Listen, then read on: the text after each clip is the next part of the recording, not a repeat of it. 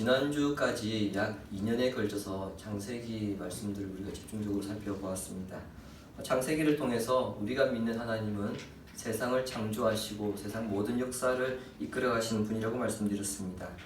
이를 통해 우리는 살아가면서 우리가 만나고 당하게 되는 모든 일들이 하나님의 손에 있다는 사실을 믿음으로 흔들림 없는 신앙을 소유해야 한다. 이것을 우리가 배웠습니다. 또한 우리 교회의 표어인 이 땅에서 천국을 경험하는 교회가 되기 위해서는 창조주 하나님께서 우리와 함께 하신다는 것을, 그 믿는 믿음을 함께 공유해야 한다는 것도 배웠습니다. 이제 우리 교회는 3년째에 접어들게 됩니다. 이제는 미래를 바라보는 교회로 성장하기 위해서 우리가 무엇을 중요하게 여겨야 하는가, 거기에 집중할 때입니다. 이것이 오늘부터 사도행전을 살펴보려는 이유입니다. 사도행전은 교회가 어떻게 세워졌으며 어떻게 성장하였고 어떤 교회를 지향해야 하는가, 그것에 대한 기록입니다. 그러므로 우리 교회가 갖추어야 할 모습은 무엇이며 성도인 우리는 어떤 모습을 갖추어야 하는지를 생각하면서 말씀을 따라와 주시기를 바랍니다. 사도행전은 신약 성경에서 유일한 역사서입니다. 행전은 한자로 단일 행자에 기록할 전자입니다. 예수님께서 승천하신 후 사도들이 성령님의 인도로 복음을 전하며 다녔는데, 그 사도들의 행적을 기록한 것이 바로 사도행전입니다. 그런데 어디에 초점을 두고 강조하느냐에 따라서 다른 이름으로 불리기도 합니다. 성령행전, 교회행전, 예수행전입니다. 별명만 들어도 아하, 어디에 강조점을 두는구나, 이것을 알 수 있을 것입니다. 어디에 강조점을 두었다고 해서 그것이 잘못된 것은 아닙니다. 결국에는 다 같은 이야기이기 때문에 그렇습니다. 한편으로 사도행전은 지금까지 여러분들이 설교나 성경 공부를 통해서 참 많이 들었기 때문에 굉장히 익숙한 말씀일 것입니다. 따라서 잘 안다고 생각하고 본문을 대하거나 미리 결론을 내놓고 본문을 접하게 될 경우 중요한 메시지를 놓치게 되기 때문에 반드시 여러분 처음 대하는 말씀이라 생각하시고 말씀을 살펴주시기 바랍니다. 저 역시 사도행전은 다른 성경에 비해서는 굉장히 잘 아는 말씀이기 때문에 굉장히 설교하기 쉬울 것 같은데, 사실은 사도행전이 저는 설교하기 굉장히 어렵습니다. 저희 시도 낯설게 접근하려고 하니까 사실 굉장히 어려운 성경입니다. 그래서 여러분들도 낯설게 생각하시고 좀 본문을 대해주시면 좋겠습니다. 시청률이 높은 드라마나 영화의 경우 시즌2가 나옵니다. 어떤 것은 시즌1 그 전편의 이름을 그대로 받아서 그냥 2 이렇게 붙여서 나오는 경우도 있고요. 어떤 거는 전편과 그 속편이 전혀 다른 이름을 사용해서 또 방영되기도 합니다. 사도행전은 시즌2입니다. 그런데 시즌1과는 이름이 완전히 다릅니다. 사도행전을 시즌2로 보는 것은 두 가지 이유 때문인데요. 첫 번째는 내용이 연결됩니다. 본문 1절과 2절이 이것을 증거합니다. 먼저 쓴 글이라고 하는 것은 누가복음을 가리키는데, 이것은 사도행전이 두 번째 쓰여진 글이라는 것을 의미하죠. 누가복음과 사도행전의 저자인 누가는 첫 번째 글인 누가복음을 통하여서 예수님의 정체성, 즉 예수님이 누구인지에 대해서 기록하였고요. 그분이 무엇을 하셨는가, 그분이 무엇을 가르치셨는가, 그리고 그분의 죽음과 부활, 그리고 승천에 대해서 기록하였습니다. 그것이 시즌1 누가복음입니다. 그리고 시즌2 사도행전에서는 예수님께서 승천하신 후 예수님께서 하신 일과 가르침이 이 땅에서 계속해서 어떻게 이루어지고 있는지, 그것에 대한 기록입니다. 특별히 성령을 통하여서 제자들이 기적을 일으켰고 예수님의 가르침을 깨닫고 그 가르침을 온 땅에 전파했다는 것을 사도행전은 기록하고 있는데, 이런 점에서 사도행전은 성령 행전으로 부르기도 하죠. 사도행전이 누가복음의 시즌2로 여겨지는 두 번째 이유는요, 저자와 수신자 때문입니다. 누가복음과 사도행전을 기록한 누가는 안디옥 출신이고요. 직업은 의사입니다. 누가는 사도 바울의 2차, 3차 선교 여행 때 동행하였고, 바울이 예루살렘에 입성하고 나중에 로마에 포송될 때에 그때 바울의 곁을 지켰던 사람입니다. 그가 본문 1절에서는 사도행전을 데오빌로를 위해 기록했다 이렇게 밝히고 있고요. 누가복음 1장 3절에서는 데오빌로 총독을 위해서 내가 이 누가복음을 기록하였다 그렇게 밝히고 있습니다. 데오빌로라고 하는 뜻은 하나님의 사랑을 입은 자, 하나님을 사랑하는 자 그런 뜻이거든요. 근데 본명이라기보다는 애칭이었을 가능성이 높습니다. 그 당시에 사람을 향해서 데오빌로라고 사람의 이름을 데오빌로로 지었다는 기록이 성경 문헌이나 그 당시 문헌에 없습니다. 총독이라는 호칭은요, 사도행전에서는 로마 황제가 그 유다로 파견한 총독, 그 총독에게 쓰여진 호칭이었습니다. 이런 점을 감안한다면 이 사람은 굉장히 로마인이고 그 사회에서 지위가 높은 사람이었다는 것을 알 수 있습니다. 예수님을 영접한 로마의 어떤 고위층이 이 사람이 예수님을 영접했는데 그 사람에게 예수님에 대한 체계적인 신앙교육과 이해를 위해서 사도행전과 누가복음을 기록했다는 것입니다. 여기서 주목해야 하는 것은 누가의 열정입니다. 누가가 복음을 듣고 회심한 후에 누가복음과 사도행전을 기록하였는데요. 이 두 권의 분량이 어느 정도냐? 우리 마태복음부터 요한계시록까지 신약이 27권이잖아요. 근데 그 27권 중에서 누가복음과 사도행전이 내용이 25%를 차지합니다. 두 권밖에 쓰지 않았는데 27권 중에서 내용이 4분의 1입니다. 굉장히 방대한 분량이죠. 더군다나 누가는 제가 앞서 이방인이라고 말씀드렸거든요. 창세기부터 요한계시록까지 성경을 기록한 사람 가운데 이방인은 누가가 유일합니다. 이방인인 누가가 유대인들의 이야기를 기록한다는 것 자체가 쉽지 않습니다. 거기에 대하여 누가는 이 글을 두루마리에 기록해야 했는데 분량이 방대하기 때문에 기록할 수 있는 양피지나 또는 그 파피루스를 구입하는데도 많은 돈이 듭니다. 오늘 아침 여러분 우리 A4지를 싸지 않잖아요. 지금은 싸지만 그 당시에는 종이가 되게 비쌌잖아요. 이 많은 분량을 기록하기 위해서는 상당한 양이 필요하죠. 많은 돈이 필요합니다. 또한 타이핑을 치는 게 아닙니다. 손으로 일일이 다 써야 됩니다. 그렇기 때문에 집중하느라 많은 노력이 필요했을 것이고요. 또 많은 힘이 들었을 겁니다. 데오빌로라고 하는 한 사람을 위해서 누가는 오랜 시간 힘과 땀과 노력과 시간을 들여서 예수님과 교회에 대해서 소개하고 있습니다. 이것을 대수롭지 않게 생각하시는 분들도 있는데요. 사실 엄청 대단한 일입니다. 아무리 사랑해도 연애편지를 30장 이상 쓴 사람을 보셨습니까? 저는 본 적 없습니다. 쉽지 않습니다. 뭐 할 말 있어야 쓰죠. 10장 쓰기도 쉽지 않을걸요. 근데 이 많은 분량을 한 사람을 위해 썼다. 여러분 이것은 열정 있지 않고는 불가능한 일입니다. 그렇다면 우리는 누가의 열정을 보면서 이런 질문을 하게 됩니다.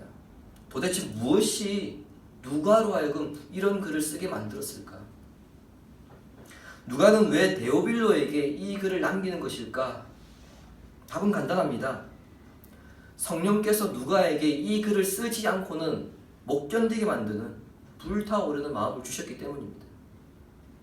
그 마음은 곧 예수 그리스도의 마음입니다. 이 땅에 계실 때에 한 영혼이라도 구원하기 위해서 이스라엘 전역을 다니시면서 어려운 사람을 찾아가시고 고치시고 또 가르치신 그 주님이 하늘로 올라가셨습니다. 그 일이 끊어지는 것이 아니라 이 일이 계속 되어야 했습니다. 그 주님의 마음을 성령을 통해 누가에게 주셨던 것입니다.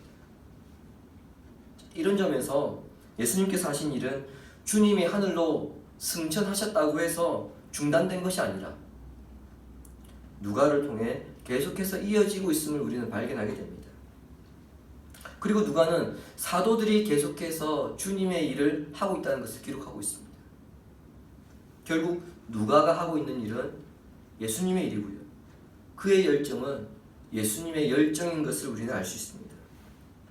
예수님은 등장하지 않습니다. 예수님은 등장하지 않지만 예수님의 일은 계속해서 진행되고 있다는 것을 누가는 사도행전을 통해서 기록하고 있는 것이죠. 자, 그렇게 본다면 여러분 사도행전을 읽어가시면서 이 사도행전 저변에 어떤 게 깔려 있습니까? 예수님은 등장하지 않지만 예수님의 일은 계속해서 진행되고 있다. 이 논리가 깔려 있다는 것을 여러분 기억하셔야 합니다. 따라서 사도행전은 두 가지 차원에서 읽으셔야 하는 것을 제가 권고합니다. 하나는 초대교회의 이야기로 읽으시기 바랍니다. 예수님이 승천하신 후 교회가 세워지고 확장되는 과정에서 많은 일들이 있었습니다. 그런데 누가는 그 가운데서 몇몇 이야기들만 취사 선택하여서 기록하였습니다. 자, 그렇다면 누가는 왜 이 사건을 선택하였고 이 사건을 기록하였을까? 즉, 그 당시의 관점에서 예수님은 누가에게 어떤 관심을 주셨는가? 그것을 생각하면서 사도행전을 읽어가시라는 겁니다. 다른 하나는 오늘날의 이야기로 읽으시기를 바랍니다. 초대교회 당시에는 예수님의 일이 누가를 통하여서 그리고 사도들을 통하여서 계속해서 진행되었습니다. 자, 그러면 우리가 살고 있는 오늘날에는 예수님의 일이 끝났을까요? 그렇지 않습니다. 예수님의 일은 여전히 지금 계속되고 있고요. 앞으로도 진행될 것입니다. 그러므로 성도들과 교회들은 예수님의 일이 중단되지 않았는지 또 무엇을 해야 계속 그 일이 유지될 수 있는지 이것을 고민하면서 사도행전을 읽어야 한다는 것입니다. 자, 이런 관점에서 사도행전을 바라보지 못하면 동상이몽이 됩니다. 같은 자리에서 잠을 자는데도 서로 다른 꿈을 꾸는 것처럼 주님의 마음, 주님의 일이라고 하면서도 서로의 생각이 달라서 서로 대립하거나 우왕좌왕하는 일들이 일어날 수밖에 없습니다. 누가는 본문에서 제자들도 주님이 승천하시는 그 순간까지 예수님의 일이 무엇인지 깨닫지 못함으로써 주님과 코드가 맞지 않다. 이것을 기록하고 있습니다. 예수님께서 부활하신 후 승천하시기까지 40일 동안 이 땅에 계셨습니다. 그 40일 동안 주님은 뭐 하셨습니까? 예수님께서 십자가에 죽으시고 난 다음에 도망간 제자들, 그 도망간 제자들을 찾아가셨고요. 그리고 예수님께서 부활하셨으나 여전히 믿지 못하는 제자들 찾아가셔서 부활에 대한 확신을 주셨습니다. 이렇게 11 제자들, 사도들 외에도 주님을 따르는 500명의 형제들과 예수님의 동생 야고보에게 나타나셔서 부활을 증거하셨습니다. 뿐만 아니라 예수님은 하나님 나라의 일에 대해서 가르치셨습니다. 하나님의 나라의 일이라고 하는 것은 다른 것이 아닙니다. 예수님께서 하셨던 일입니다. 왜냐하면 예수님께서 이 땅에서 하신 것이 하나님 나라를 보여주는 것이거든요. 그 하나님 나라를 보여주기 위해서 하신 일이 곧 하나님 나라의 일입니다. 예수님께서 제자들에게 하나님 나라의 일을 가르치신 것은 주님이 곧 하늘로 올라가시기 때문입니다. 이제는 제자들이 주님 대신 그 일을 해야 합니다. 그래서 4절에서는 제자들을 사도라고 그렇게 부르고 있습니다. 사도라고 하는 뜻은 보내심을 받은 자라는 뜻이거든요, 헬라어로. 근데 정확한 의미는 권한을 위임받아서 보내진 대리인. 이게 여러분 정확한 번역입니다. 권한을 위임받아서 보내진 대리인. 유대 사회에서는 대리인을 그 사람을 보낸 사람과 동일시 여깁니다. 사도는 예수님의 일을 해야 하는데 문제는 사도들이 예수님 승천하시는 순간까지 가르침을 받고 있었는데요. 예수님 마음을 완전히 이해하지 못하고 있습니다. 이 상태로는 사도의 일을 하기 어렵습니다. 예수님의 대리인으로서 예수님의 일을 하기 어렵습니다. 따라서 예수님은 그들에게 극약 처방을 내리십니다. 본문 4절 보십시오. 사도와 함께 모이사 그들에게 분부하여 이르시되 예루살렘을 떠나지 말고 내게서 들은 바 아버지께서 약속하신 것을 기다리라. 아멘. 처방은 두 가지입니다. 먼저 하나는 예루살렘을 떠나지 말라. 두 번째는 무엇입니까? 아버지께서 약속하신 것을 기다리라. 이 명령에 우리는 이런 질문을 하게 됩니다. 왜 예루살렘을 떠나지 말라고 하시는가? 도대체 약속하신 것이란 무엇이며 언제까지 기다려야 하는가? 이런 질문을 하게 됩니다. 아버지께서 약속하신 것은 사도행전의 전편 시즌 1이죠. 누가복음에서 그것이 무엇인지를 밝히고 있습니다. 오늘 주보에 있습니다. 누가복음 24장 49절 함께 읽겠습니다. 볼지어다 내가 내 아버지께서 약속하신 것을 너희에게 보내리니 머물라 하시니라. 아멘. 누가복음 24장 49절에 의하면 아버지께서 약속하신 것이란 무엇을 말합니까? 위로부터의 능력을 말합니다. 그 능력이 너희들에게 주어질 때까지 이 성 어디요? 예루살렘 이곳에 머물러라. 이렇게 말씀하신 것입니다. 그리고 주님은 5절에서 예루살렘을 떠나지 말라고 하신 이유를 말씀하십니다. 우리 한글 성경에는 번역되어 있지 않습니다만은요, 헬라어 성경 5절 맨 앞에는 이유를 나타내는 접속사가 있습니다. 아마 영어 성경 가지신 분들도 이거 확인하실 수 있을 거예요. 맨 앞에 이유를 나타내는 접속사가 있습니다. 예루살렘에서 기다려야 하는 이유가 무엇입니까? 왜냐하면 너희는 성령으로 세례를 받아야 하기 때문에 위로부터의 능력, 즉 성령으로 세례를 받을 때까지 예루살렘에 머물러라, 그 뜻입니다. 예수님께서 사도들에게 이렇게 신신당부하는 데는 이유가 있습니다. 지난 공생의 3년간 예수님께서 제자들을 데리고 다니시면서 그들이 참을성 없고 또 감정적으로 행동하시는 것을 보셨기 때문이죠. 지금 이 순간에도 제자들은 예수님의 가르침을 완전히 이해하지 못하고 있습니다. 하지만 예수님께서 보내신 능력이 위로부터 내려와 제자들에게 들어가게 되면 그때는 제자들은 예수님의 생각을 완전히 이해하게 되어서 예수님의 일을 하게 될 것입니다. 이것이 성령 세례입니다. 그러니까 성령 세례의 주체는 누구냐? 예수님입니다. 이것을 착각하게 되면 굉장히 위험합니다. 간혹 이상한 기도 같은 데서 여러분 이렇게 이야기하는 것도 한번 보셨을 겁니다. 성령 받아라! 이렇게 외치는 사람들 보셨고요. 그런 사람들 주변에 많은 사람들이 몰리는 것을 여러분 알고 있을 겁니다.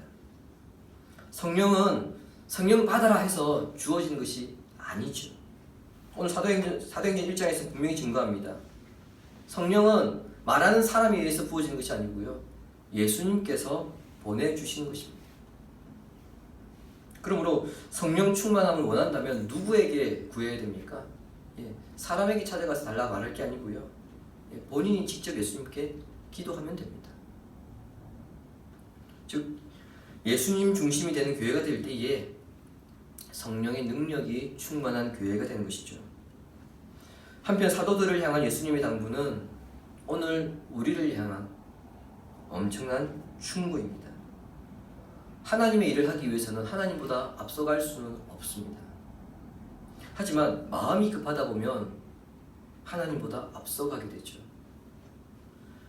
이 일이 진정 하나님께서 원하시는 것인가 아닌가, 그것을 생각하지 않고 번갯불에 콩 구워 먹듯이 당장 필요한가 편리한가, 이것이 당장 우리에게 유익이 되는 것인가, 그것을 따져서 교회 일을 종종 하는 경우가 있습니다. 그러나 본문은 우리에게 뭐라고 말씀합니까? 기다리라. 기다리라고 말씀합니다. 성령의 임재와 능력을 얻도록 기도하고 그 일에서 예수님의 마음, 예수님의 생각을 기다리라는 것입니다. 여러분이 개인적으로 무엇을 결정할 때도 마찬가지입니다. 급하다고 당장 무엇을 결정하기 전에 먼저 기도하며 예수님의 마음을 생각하시기 바랍니다. 제자들의 경우 아직 성령의 능력을 완전히 경험하지 못했습니다. 이는 예수님의 생각을 완전히 이해하지 못했다는 의미입니다.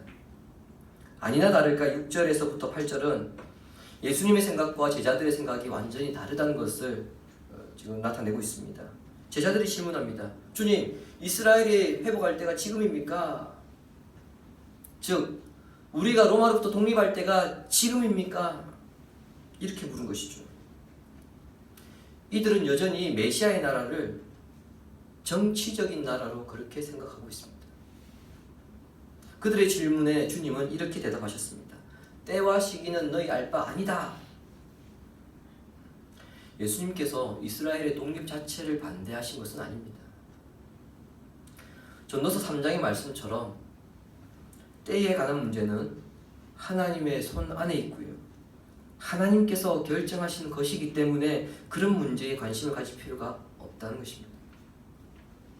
그렇다면 제자들이 관심을 가져야 할 문제는 무엇인가? 8절 말씀은 사도행전의 핵심 구절이기 때문에 우리 다시 한번 읽도록 하겠습니다. 오직 성령이 너희에게 임하시면 너희가 권능을 받고 예루살렘과 온 유대와 사마리아와 땅끝까지 이르러 내 증인이 되리라 하시니라. 아멘. 이 구절에서 중요한 것은요, 성령 강림의 결과입니다. 예수님께서 보내신 성령이 제자들에게 임하실 때 제자들이 예루살렘에서부터 시작해서 땅끝까지, 땅끝에 이르기까지 예수님의 증인이 된다는 것입니다. 눈에 띄는 점은 주님께서 사도들을 뭐라고 부르고 있습니까? 내 증인, 나의 증인이라고 그렇게 부르고 있다는 점입니다. 1세기 당시 사회에서는요, 새로운 왕이 즉위를 하면 전령들이 그 나라의 영토 전역을 다니면서 왕이 등극했다 이것을 외치게 합니다. 그 소식을 나라 변방 국경까지 전하게 했습니다. 그리고 그 소식이 전해짐으로써 새로 들어서는 정부는 효력을 발휘하기 시작했습니다. 따라서 전령들이 전하는 소식은 좋은 소식이죠. 새로운 왕이 등장해서 새로운 정부가 구성되었다. 이와 같은 배경에서 주님은 사도들을 하나님 나라의 전령으로 보내실 것을 말씀하신 것입니다. 그리고 주님은 사도들이 증인들로 전령으로 그들이 가야 할 영역까지 말씀하셨습니다. 예루살렘과 유대와 사마리아와 땅끝입니다. 복음이 예루살렘에서부터 시작하여서 하나님의 주권이 미치는 모든 영역에 이르기까지 전파되게 될 것입니다. 근데 여러분 한번 생각해 보십시오. 하나님의 주권이 미치게 될 영역이라고 하면은 그 범위가 얼마나 되겠습니까? 굉장히 넓겠죠. 이것은 개인의 힘으로는 결코 감당할 수 있는 일이 아닙니다. 주님도 그 점을 아십니다. 그래서 전제를 두셨습니다. 뭐라고요? 오직 성령이 너에게 임하시면 너희는 할 수 없는데 성령이 너에게 임하셔서 너희로 하여금 땅끝까지 나의 전령으로 가게 할 것이다.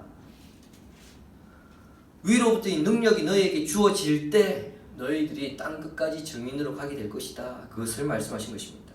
문제는요, 땅끝이 어디인가 하는 점입니다.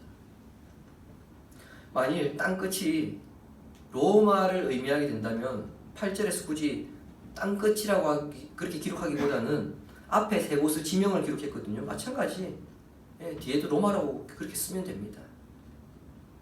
이 땅끝을 이해하기 위한 열쇠는 이사야 49장 6절에 있습니다. 자, 이사야 49장 6절 함께 읽겠습니다. 그가 이르시되 내가 나의 종이 되어 야곱의 지파들을 일으키며 이스라엘 중에 보존된 자를 도르게 할 것은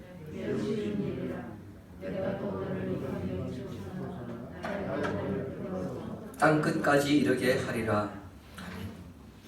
이 말씀은 포로로 끌려간 유다 백성을 바벨론에서 구출한 사건을 땅끝까지 전파하라 이 의미인데요. 이때는 로마라고 하는 나라가 세워지기 400~500년 전 때입니다. 누가는 이 말씀을 사도행전 13장 47절에서 다시 이사야 말씀을 인용하고 있습니다. 이 점들을 고려한다면 땅끝은 로마를 넘어서 이방 나라들을 포괄적으로 말씀하고 있는 것임을 알 수 있습니다. 우리가 믿는 하나님은 온 세상을 창조하신 분이시기 때문에 온 세상에 다니며 부활의 소식을 전해라. 즉 새로운 하나님의 나라가 들어섰다는 것을 전해라는 거죠. 이것이 바로 예수님이 사도들에게 너희들이 지금 해야 할 일이다 라고 말씀하신 것입니다. 주님이 사랑하시는 신행가의 심은 성도 여러분, 제자들은 이스라엘의 독립에 관심을 가졌지만 사실 그것은 제자들이 할 일이 아닙니다. 공교롭게 그저께부터 대통령 선거 사전투표가 시작되었고요. 이제 3일, 사흘 후면은 이번 주 수요일에는 대통령 선거가 있습니다. 자, 그러다 보니까 세상 모든 사람들은 물론이고요. 교회와 성도들의 관심도 온통 여기에 지금 쏠려 있습니다. 이 어려운 때에 그 누구도 예수님의 일을 하기 위해서 교회는 무엇을 해야 하는가 이것을 말하지 않습니다. 이번 대통령이 누가 될 것인가 그거에 대해서 말할 뿐이지 지금 교회는 무엇을 해야 하는가 이것에 대해서 말하지 않습니다. 물론 성경에서 말씀하신 원리에 따라서 하나님께서 원하시는 그러한 정치가 실현되도록 기도해야 되고요. 그런 사람을 지도자로 선출해야 합니다. 그러나 그것보다 성도는 예수님의 일, 하나님 나라의 일이 무엇인지 관심을 가져야 합니다. 교회는 함께 기도하는 가운데 성령의 능력을 사모하고 이를 통해서 주변에 관심을 가지고요. 그리고 복음의 전령자로 살아갈 때 교회의 주인 대신 예수 그리스도의 일을 해 나가게 될 것입니다. 그 일이 무엇일까? 그것에 고민하고 집중하는 교회가 미래로 나아가는 교회입니다. 주님의 관심을 우리의 관심으로, 주님의 일을 우리의 일로 여겨서 하나님의 기쁨이 되는 교회를 이루어가며 하나님의 선택받는 일꾼으로 살아가는 성도가 되기를 예수님의 이름으로 축원합니다. 아멘. 말씀 생각.